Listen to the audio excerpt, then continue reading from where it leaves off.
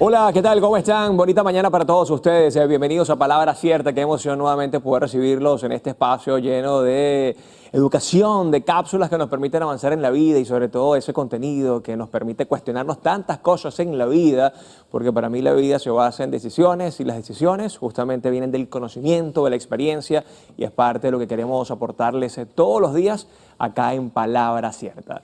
Nosotros desde ya ponemos a su disposición las redes sociales de este espacio Palabra Cierta, Piso Televen, Televen TV, la de nuestro canal y la mía que es Zambrano Miguel, allí siempre atentos a todos sus comentarios, sugerencias o recomendaciones.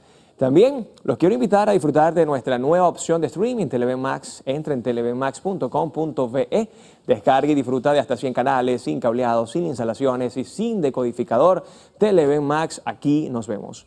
Cuando nos enfrentamos a una pérdida significativa, la primera reacción suele ser el desorientarse, ese impacto del dolor, la ausencia de un ser querido, la ruptura de un proyecto de vida o un cambio drástico en nuestra realidad nos deja una sensación de vacío difícil de explicar. Durante mucho tiempo se nos ha enseñado que el duelo es un proceso pasivo que simplemente debemos superar o dejar pasar con el tiempo, como si el tiempo por sí solo tuviera el poder de sanar las heridas. Pero la psicología moderna nos muestra una perspectiva mucho más activa. El duelo no es un estado que se sufre en silencio hasta que desaparece, sino un proceso de transformación. Es aquí donde entra el concepto de crecimiento postraumático, un término acuñado por investigadores para describir la capacidad que tenemos las personas de desarrollar nuevas fortalezas psicológicas, replantear nuestras prioridades y encontrar un sentido renovado a la vida después de haber atravesado una experiencia dolorosa. Diversos estudios en psicología clínica revelan que más del 50% de las personas que atraviesan un evento altamente traumático o una pérdida profunda experimentan cambios positivos significativos en su percepción de la vida, desarrollando mayor empatía, relaciones más profundas y una escala de valores más clara. El tiempo no lo es todo. La evidencia señala que el tiempo no sana por sí solo. Lo que realmente genera paz es el trabajo activo que hacemos con las emociones durante todo ese tiempo. Transformar el duelo o este dolor en amor no significa olvidar a quien perdimos, ni pretender que el sufrimiento no existió. Significa aprender a integrar esa vivencia en nuestra historia de una manera amable. Existen herramientas prácticas que aportan un profundo alivio en este camino, desde la escritura expresiva para descargar la mente, el establecimiento de rituales de memoria significativos, hasta la práctica del autocuidado consciente y el apoyo comunitario. El dolor nos muestra lo mucho que nos importaba lo que perdimos. La tarea del duelo es convertir esa intensidad emocional en un legado de amor, gratitud y aprendizaje que nos acompañe el resto de nuestras vidas. La gran pregunta es cómo transformar ese dolor en algo positivo. ¿Qué herramientas psicológicas concretas nos ayudan a procesar las etapas del duelo sin juzgarnos? Para explorar a fondo este proceso de transformación, entender la mente en momentos de pérdida y aprender a cultivar la paz interior. Hoy nos acompaña un especialista en la materia. Él es psicólogo de la Universidad Nacional de Colombia, especialista en resolución de conflictos o manejo del duelo y activación de la resiliencia y además crecimiento postraumático. Así que felices de recibir acá en el estudio de Palabra Cierta a Paulo Daniel Acero. Bienvenido. ¿Cómo está usted? Hola Miguel, buenos días. Muy bien, muchas gracias. Qué bueno tenerlo porque sin duda alguna lo que estamos atravesando acá en Venezuela es un tema muy complejo. Un duelo prácticamente colectivo y podemos hablar incluso de un duelo colectivo con esta catástrofe que acabamos de vivir acá en Venezuela. Pero por supuesto, estamos viviendo lo que podríamos llamar un tercer sismo, que es un sismo de salud mental al que hay que atender y hay que aprender a cuidar. Además que también aquí literalmente no solamente se movió el piso y la tierra, no, se movió el alma, se movió el corazón, nuestras emociones, nuestros pensamientos, todo. Así es, y hay que atender adecuada, idóneamente, con humanidad a esas personas que están viviendo esa tragedia también. Y justamente hoy estaremos hablando del duelo y sobre todo cómo transformarlo en algo que nos pueda aliviar este dolor. Tiempos, muy difícil hablar de tiempos, pero sí de herramientas que nos permitan superarlo. Así que ya venimos con más de Palabra Cierta. Muchas gracias.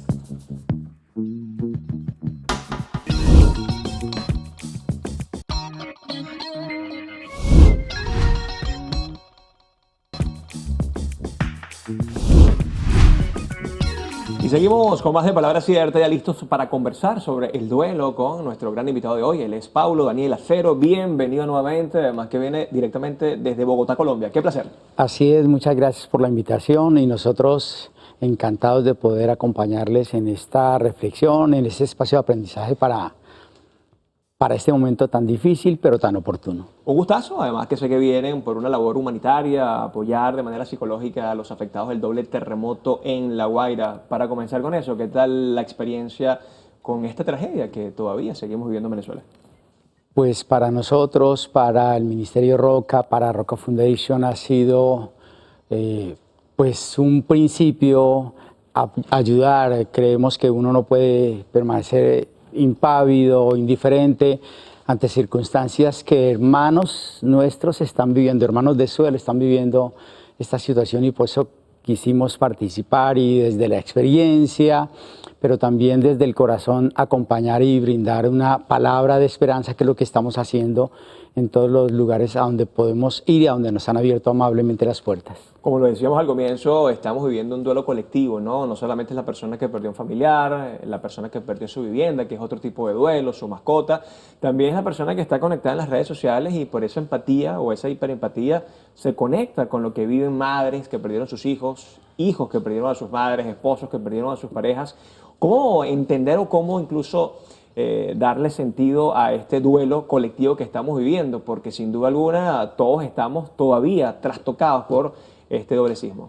Sí, obviamente en la población que estamos visitando nos encontramos inicialmente personas que están viviendo directamente las pérdidas, un ser querido, pertenencias, su vida se alteró, pero obviamente también seguramente a través de las redes hay personas que hacen lo que llamamos trauma vicario, que es el impacto que se tiene al no controlar la información y esa incertidumbre que va dejando secuelas de miedo, de inseguridad, de lo que pueda pasar, y eso también impacta a mucha más población, y atender cada uno de esos detalles es atender la salud mental.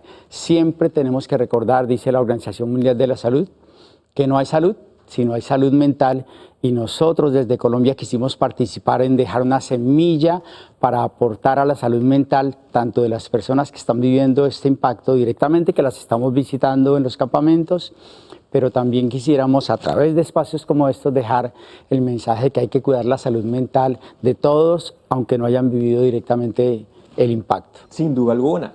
Y aquí quisiera abrir justamente con algo que para mí es súper importante, ¿no? Hay todavía bloqueo emocional con estos afectados, entendiendo que están todavía allí en presencia de esos edificios caídos, en presencia de muchos rescatistas que todavía los están ayudando a sacar a sus familiares. ¿Existe un bloqueo emocional allá abajo todavía?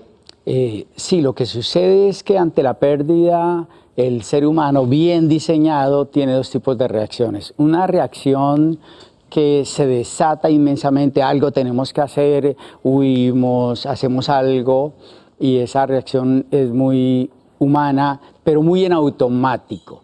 Y la realidad nos va llegando solamente a medida que transcurre el tiempo. En los casos en que hemos visitado, hemos encontrado personas todavía muy viviendo en automático, sobre todo cuando no están lejos de los lugares donde ocurrieron los hechos, y entonces es muy fácil ver todavía la evidencia del peligro y del riesgo, y a eso no se le puede colocar términos de tiempo, pero los estudios dicen que los 3 primeros meses es muy difícil de todavía acomodarse a esa realidad, y parte de lo que nosotros queremos hacer es ayudar a las personas a hacer eso que muy bien tú decías al inicio, a reconocer que es un mito que el solo paso del tiempo nos estabiliza. No, hay que, eso dice la investigación, hacer un trabajo que llamamos tareas del duelo, que se hace progresivamente, y es un poco lo que queremos nosotros estar dejando en el campamento. Y el eje de esas tareas del duelo es la palabra esperanza, que es lo que estamos intentando sembrar en los corazones de las personas que visitamos. Sí, pero aquí pudiésemos poner 2 ejemplos, ¿no? Quizás una familia que ya fue rescatada, posiblemente se le murió un familiar, pero ya salió, está en otra ciudad de Venezuela. Me imagino que ya el ambiente le dice, hey, aterriza, murió la persona. y ahora comienza el proceso de duelo, ¿no? Pero el que está todavía abajo, como usted decía, está en la evidencia, está en el terreno. O sea, me imagino yo que todavía está en ese estado de supervivencia, ¿no? Y de hipervigilancia. Así es, el estado de supervivencia hace que uno siga funcionando y los que no conocen lo felicitan, felicitan a las personas cómo está siendo de fuerte, Qué cómo lo valiente. estás enfrentando bien, pero no, ni siquiera la persona ha hecho plena conciencia del impacto que está viviendo y esa plena conciencia solo va ocurriendo a medida que se afronta la realidad y que el día a día nos va diciendo que estamos desbordados y eso es lo que hay que atender. La negación siempre se habla del primer paso, ¿no? Del duelo, no aceptarlo. Y aquí, y no sé si desde su experiencia ha tenido otra oportunidad similar, pero no perdieron un familiar. Aquí hubo gente que perdió a toda su familia en un solo suceso, ¿no? 6 personas, 7 personas, 8 personas. Ese duelo es igual de intenso que perder a un solo familiar, pudiésemos clasificarlo, incluso siempre se habla de que es más doloroso perder a la madre o una madre perder a su hijo. Sí, los estudios dicen que el impacto de las pérdidas depende de muchos factores. Mediadores del duelo los llama William Worden. Y entonces hablamos de que el duelo es directamente proporcional a las pérdidas que tuve, pero también al impacto y lo que significaban esas pérdidas. Entonces, por supuesto, cuando hay una pérdida masiva, el impacto es mayor y, por supuesto, el tiempo de trabajo, de realizar las tareas y de recuperación también es mayor y va a requerir mayor acompañamiento. Claro, pues aquí incluso pudiésemos hablar no solamente de la pérdida del familiar, de la mascota, que también es un ser vivo que amamos nosotros, también es la casa.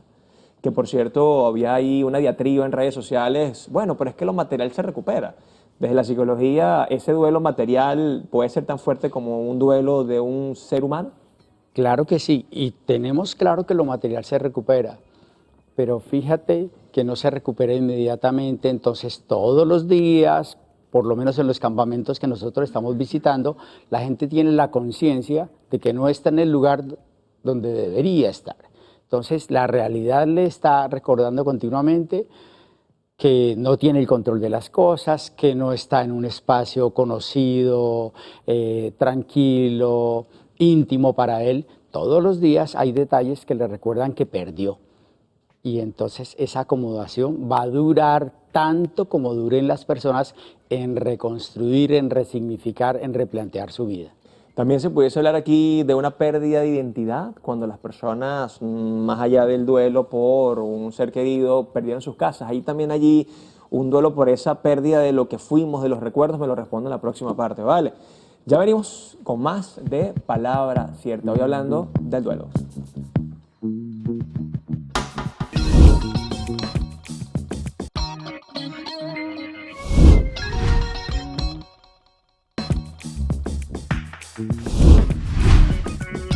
Y estamos de vuelta acá hablando hoy del duelo. Converso con Paulo Daniel Acero, psicólogo colombiano, directamente desde Bogotá. Vinieron a una misión maravillosa con Roca Foundation y esto además hay que agradecerlo acá en Televisión Nacional Abierta porque es lo que justamente despierta en el ser humano, ¿no? La solidaridad y más con dos naciones hermanas como Colombia y Venezuela.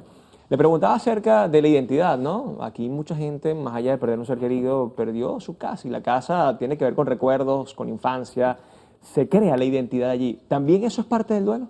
Por supuesto, siempre que hay un duelo, no interesa cuál sea la pérdida, el reto que tienen las personas es dar pasos porque su vida cambió y cambió en muchos casos para siempre. ¿Cuándo cambió para siempre? Cuando aquello que perdimos es irrecuperable. En efecto, como decíamos antes, uno puede recuperar una vivienda, etcétera, pero no será la misma vivienda. Siempre uno estará diciendo es que era diferente. Pero en el caso de seres queridos, por supuesto que son irrecuperables, nuestra identidad sí se altera y tenemos que hacer un cambio. Esa es una de las tareas del duelo, ubicarnos en nuevos espacios sin lo que perdimos físicamente o sin los seres queridos. Y entonces, inevitablemente no seremos los mismos. Los consultantes, las personas le dicen a uno, doctor, ¿cuándo volveré a ser el de antes? Y uno, con mucho respeto, pero con mucha humanidad, le recuerda que de eso se tratan los duelos, y es que jamás volveremos a ser los de antes, pero podemos hacer, y ese es el reto, un proceso de cambio, de ajuste, que incluso con mucho cariño también lo digo porque es una certeza, pero se demora mucho tiempo, podemos ser mejores que los de antes y eso es un reto de aprendizaje en el duelo. Que es lo que se llama justamente crecimiento postraumático, Así ¿no? es. Que lo hemos visto con grandes naciones. Creo que el mejor ejemplo es Japón, ¿no? Japón luego de esas 2 bombas atómicas se convirtió en una potencia mundial, cambió la cultura del japonés y se dieron cuenta de que tenían muchas cosas que valorar y apreciar. Hoy con todo esto que estamos viviendo, cómo transformar ese duelo en una oportunidad de crecimiento, porque hoy quizás por la emoción que estamos viviendo y por lo cercano a la fecha, la gente dirá, eso es imposible, de verdad que no toquen esos temas, pero ¿se puede? ¿Es viable todo esto? Por supuesto, mi investigación de doctorado se trató justamente de eso, de cómo las personas que realizan adecuadamente las tareas del duelo, pueden generar en crecimiento postraumático, sobre todo en algo muy importante que promovemos desde Roca Foundation, desde la dosis diaria, que es que las personas pueden ser transformadas a partir de integrar sus pérdidas, pero de retarse a ser un poco mejores. Y lo promovemos sobre todo a través de la unidad. Esto que está pasando en los campamentos es parte de mi investigación en el doctorado porque lo hice a través de grupos de apoyo. Tenemos la convicción de que individualmente las personas pueden salir a un ritmo, pero si las personas se juntan y están acompañadas, de nuevo, esa es la intención que nosotros queremos dejarle. Nadie solo, nadie viviendo esta experiencia en silencio y en soledad. Si así lo logran, la posibilidad del crecimiento postraumático, digamos, se acelera un poco. Obviamente, como tú lo dices, tenemos la convicción de que se puede crecer, pero en estos momentos tan recientes hay que decirlo con mucho cuidado y con mucho respeto porque no podemos invalidar los procesos de cada persona diciéndoles que no debería sentir tal cosa o que lo que pasa es que se te perdió la fe, etcétera. No, cada persona a su ritmo, pero se puede hacer y la investigación, y bueno, ejemplos como el que tú mencionabas, es una prueba fehaciente de que el ser humano lo puede lograr. Además que esto es gradual, ¿no? Y esto es un tema muy importante decirlo con responsabilidad. Es un proceso paulatino, gradual, que no sé cuánto tiempo va a llevar, pero sí es bueno que comencemos a escuchar esto, ¿no? Porque el inconsciente allí lo recibe y lo puede almacenar y decimos, hey, no voy a ser el mismo, pero puedo hacer a otra, o ahora puedo ser otra persona, podemos ser otra sociedad incluso.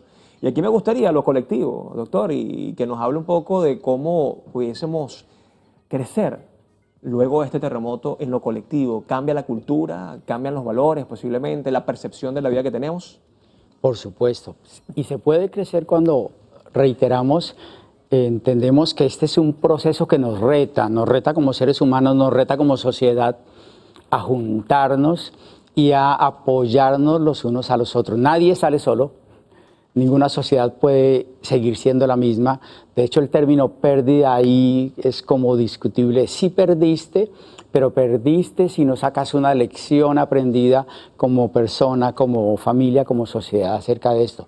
Desde Roca Foundation queremos dejar siempre esa semilla de decir, nosotros queremos acompañar esos procesos, de nuevo, porque nadie lo hace solo y queremos estar ahí para que la gente no sienta que está como abandonada. Esa es una palabra clave.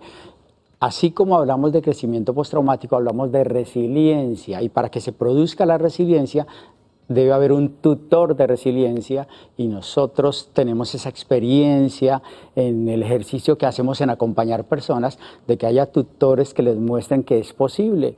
Una persona que cuenta su propia historia y cómo yo he ido trabajando y lo he ido logrando, he ido creciendo.